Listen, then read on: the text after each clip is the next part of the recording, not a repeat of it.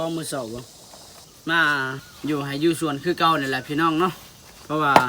สงกรานต์กันแล้วๆเด้พี่น้องเนาะพักก็ได้หลายมื้อเติบแล้วพี่น้องกว่าแล้วบุญสงกรานต์นี่แหละพี่น้องช่วงก่อนอาทิตย์ก่อนก็บาซีมาปลูกมันอยู่นี่แหละก็โดนเติบได้ผักอยู่บ้านพี่น้องประมาณอาทิตย์หนึ่งเนี่ยสบายดีเด้อพ่อแม่พี่น้องเนาะบอกว่าพ่อแม่พี่น้องฝั่งลาวและพ่อแม่พี่น้องฝั่งไทยและก็ต่างประเทศเนาะมื้อนี้ก็มาพบพอกับ2บ่าวซีคือเก่าพี่น้องเนาะมื้อนี้ก็บ่าวซีก็ได้พาพี่พาน้องเนาะ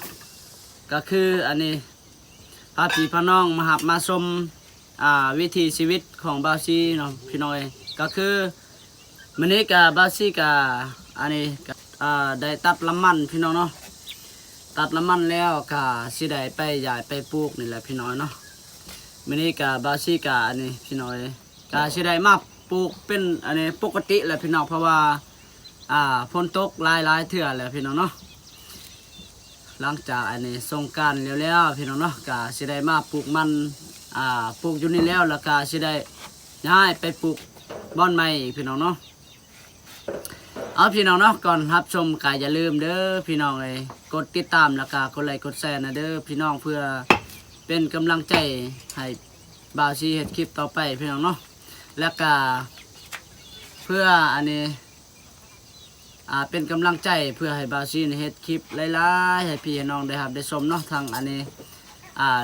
ชนบทเขตชนบทบ้านนอกบ้านนานี่แหละพี่น้องเนาะ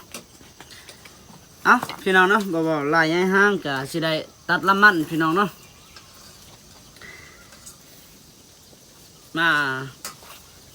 อยู่ให้อยู่ส่วนคือเก่านี่แหละพี่น้องเนาะเพราะว่าสงกรานต์กันแล้วเด้พี่น้องเนาะพักก็ได้หลายมื้อเติบแล้วพี่น้องกว่าแล้วบุญสงกรานต์นี่แหละพี่น้อง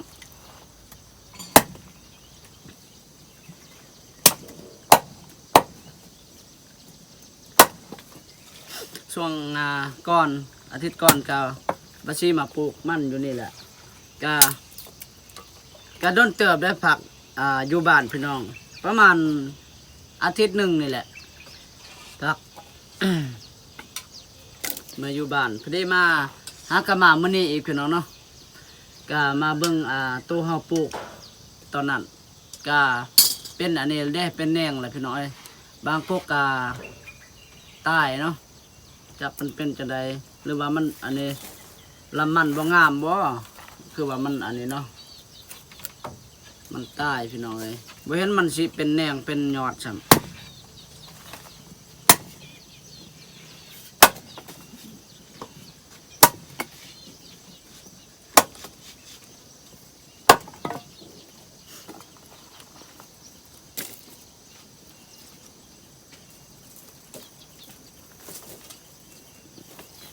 คันว่าอันนี้บาซีกาได้ปลูกปกติในกาเลี้ยวแต่ด้นเลยพี่น้อยเนาะเพราะว่ามันชาเวียกหลายๆเด้อเมื่อยเด้อพี่น้อยบางมื้อกาอันนี้กาได้แต่อันนี้ปลูกแต่ตอนเช้าเนาะบัดตอนแรงก็บ่ได้เพราะว่าเลาะไปหากินนี่แหละแล้วก็บางมื้อกาได้ปลูกตอนแรงตอนเช้ากาบ่ได้ปลูกเนาะเฮ็ดเวียกแบบบ่ปกติพี่น้อยคันว่าปกติมันก็แล้วแต่ด้นแล้ว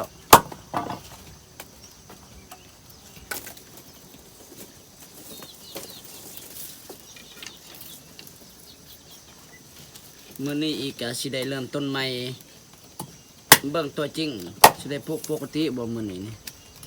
คันได้ปลูกเบิดมื้อนี่ก็ครึ่งก็ได้หลายเติบ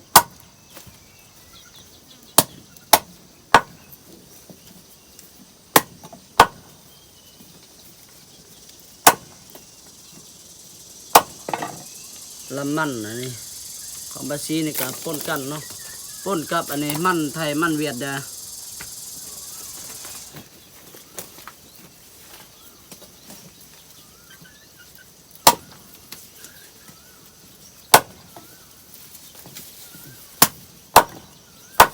กิน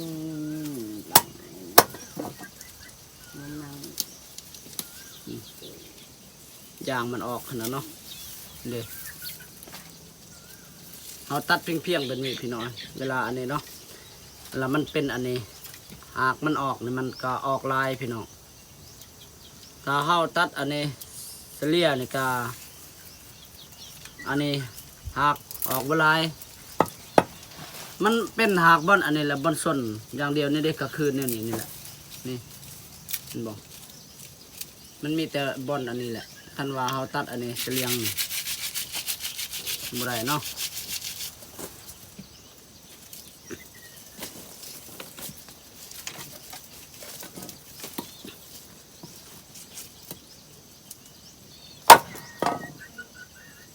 เขาเจ้ามีจักรติ้นหันตัดเนาะง่ายพี่น้อยสบาย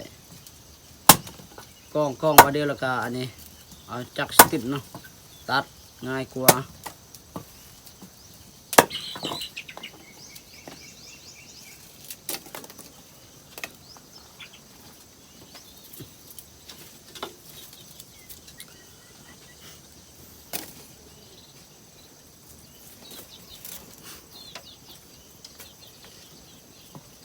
ฝากติดตามช่องบาซีนะเด้อพี่น้องเอ้ย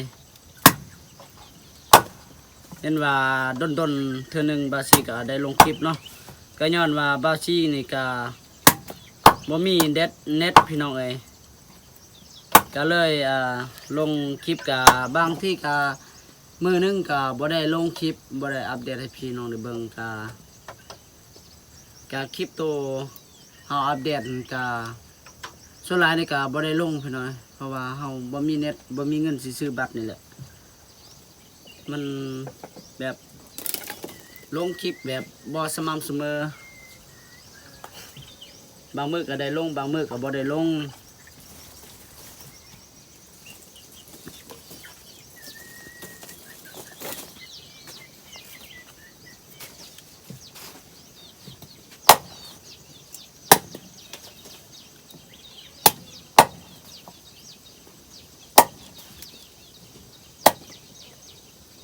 ถูกเลย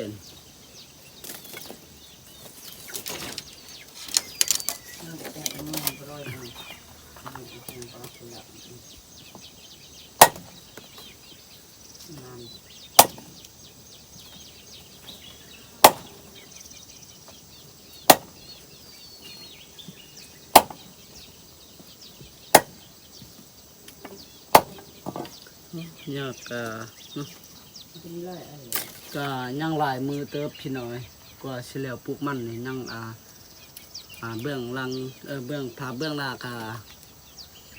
อันนี้ก็ยังบ่ทันได้เสียหญ้าเนี่ยเด้บอนค่อยพุ่นนะ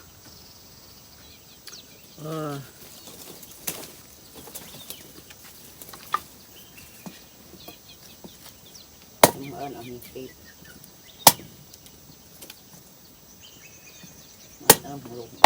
เฮ็ดเวียกแบบบ่พร้อมกันเด้เนาะเพราะว่าอันนี้ก็สิได้แบ่งกันเด้พ่อกับแม่เราก็เสียหญ้าเนาะ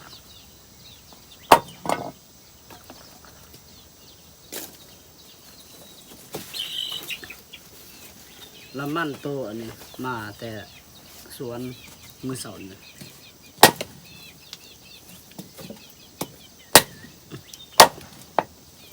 ก็สิได้ปลูกเบิดนี้เลยนี่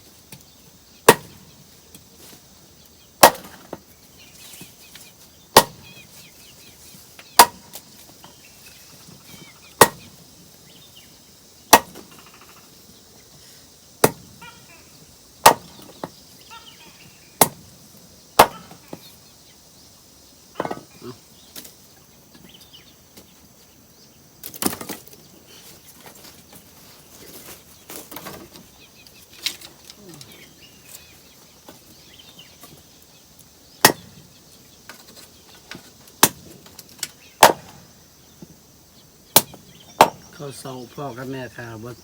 ได้อันนี้เนาะมาทันได้กินพี่น้องเพราะว่าอีแม่ก็อันนี้ยังเฮ็ดกินอยู่เพิ่นอันนี้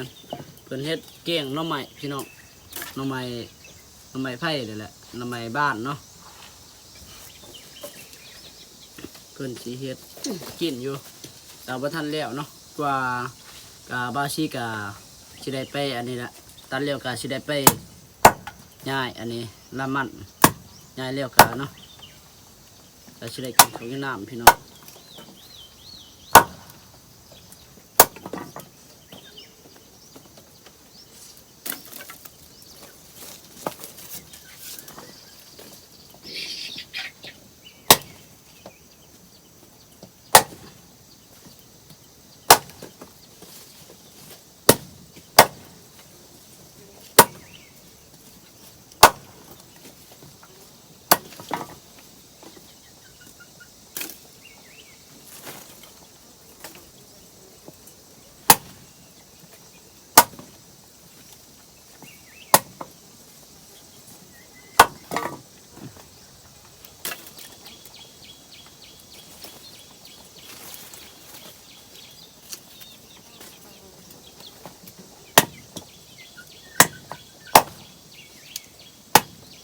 โอ้ยาวโพดยามันเทาะ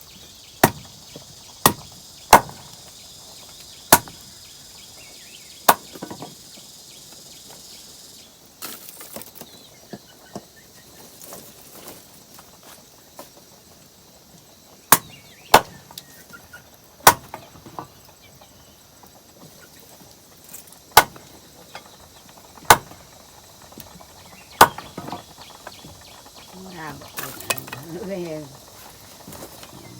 ล่นเล่นดง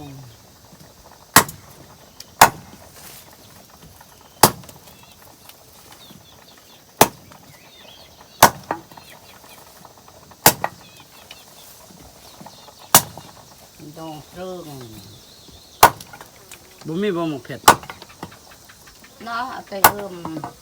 คันบ่มีเซ็ตสิพันเกี่ยงลงไปจังได้บัดนี้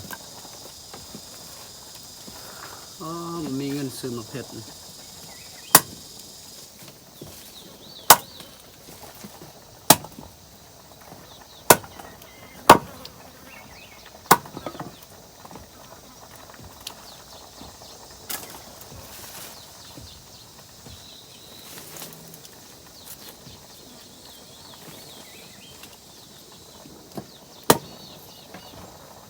เก็บเด็กมันได้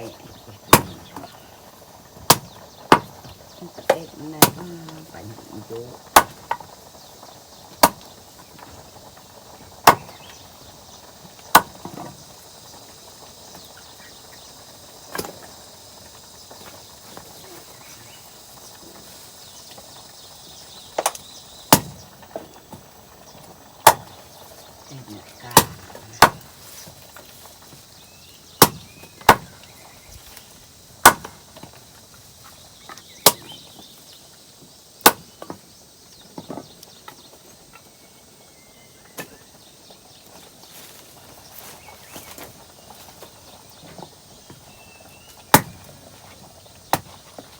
ไว้